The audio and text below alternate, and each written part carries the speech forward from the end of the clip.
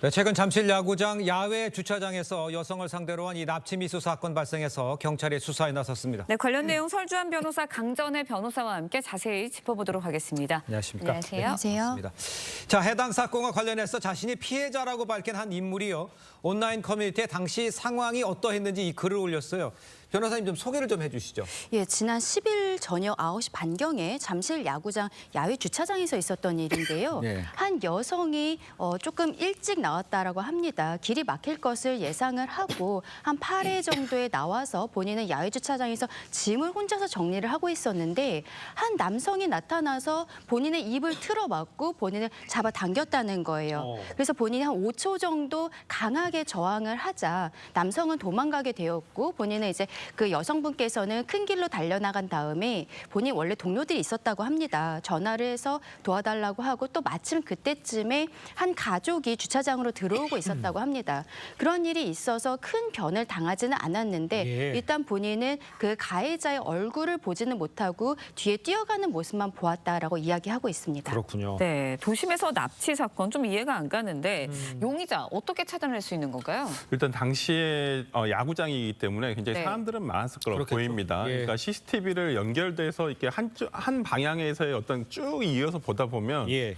CCTV를 통해서 어떤 행적을 추적할 수 있을 것 같고요. 당시에 어떤 차량 블랙박스라든지 이런 제보 등을 통해서도 확인할 수 있을 것 같은데 네. 저 아직까지는 얼굴을 보지 못했고 뒷모습만 봤기 때문에 지금 신원을 특정할 수는 없는 상황이고 지금 이 해당 피해자가 제일 처음에는 이걸 좀 알려야 되겠다라는 네. 생각에 커뮤니티 같은 데 글을 올렸습니다만은 수사기관에서 이러는 것이 오히려 수사에 방해가 될 수도 있다. 네. 범인을 찾는데 방해가 될 수도 있기 때문에 지금은 게시글을 다 내린 상태고요. CCTV 저는 조만간 이게 시간이 조금 걸릴 뿐이지 예. 저는 반드시 잡히리라고 봅니다. 그렇군요. 일단 그 납치하려다 미수에 그쳤다고 해도 이 처벌을 받게 될 텐데 처벌 수위 이런 상황에서는 어떻게 됩니까? 네, 납치 미수 사건인데요. 이런 것은 형법 288조에서 규정하고 있는 약취 유인의 죄로 이렇게 처벌을 받게 됩니다. 현재로서는 법정형은 1년 이상 10년 이하의 그 형이 처해지게 되는데요. 추행 목적이 있었다고 했을 때 이 정도의 수준인데 이것은 법정형이고 만약에 이게 실제로 판결을 받게 된다면은요. 기본적으로는 1년에서 3년 사이에 징역형을 받게 됩니다. 여기에 있어서는 마지막에 뭐 피해자와의 합의라든지 뭐 또 과거의 전력이 있다든지 이런 것들에 있어서 가중이나 감경도 가능한 상황입니다. 네, 다음 이야기도 해보도록 하겠습니다. 오는 10월부터요. 서울 지하철 2호선 강남역이 한 치과 의원의 이름으로도 불릴 예정입니다.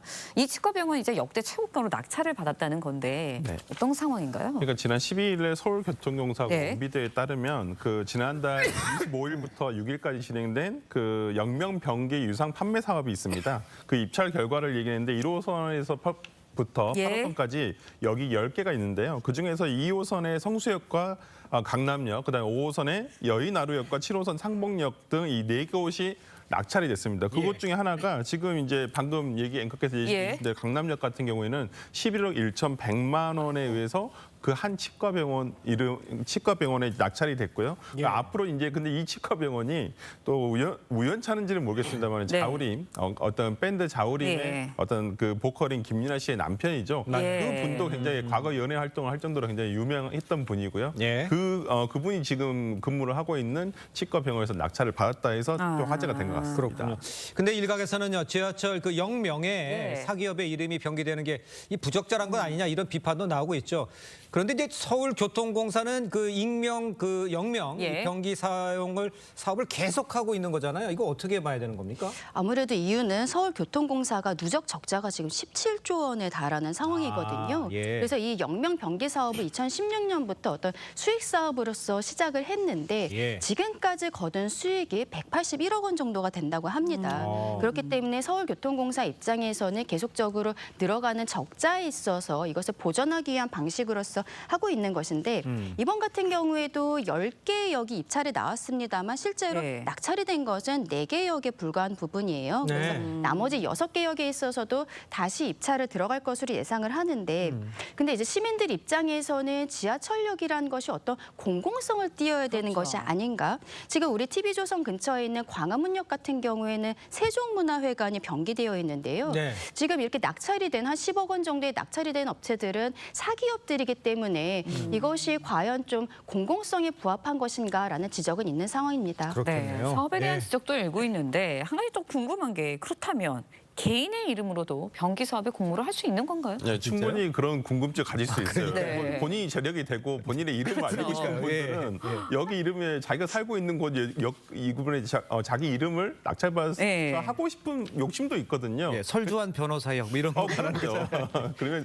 좋겠습니다만은 예. 아까 강 변호사께서 얘기해 주신 대로 공공성이 그래도 있어야 됩니다. 그렇기 때문에 개인으로는 낙찰받을 수가 없고요. 네. 지금 영명 변기 사업은 이용 승객 수라든지 그런 것들 모두 종합적으로 고려를 해서 또 역 근처 1km 내에 있는 기업이어야 되거든요. 네. 이런 것들 다 판단해서 하고 있고요. 영명을 이거 변기가 된다고 하면 이건 3년 동안 사용할 수 있다라는 기간적 제한은 또 있습니다. 네. 기한적 제한도 있군요. 네. 알겠습니다. 자, 오늘 말씀 여기까지 듣겠습니다. 고맙습니다. 고맙습니다.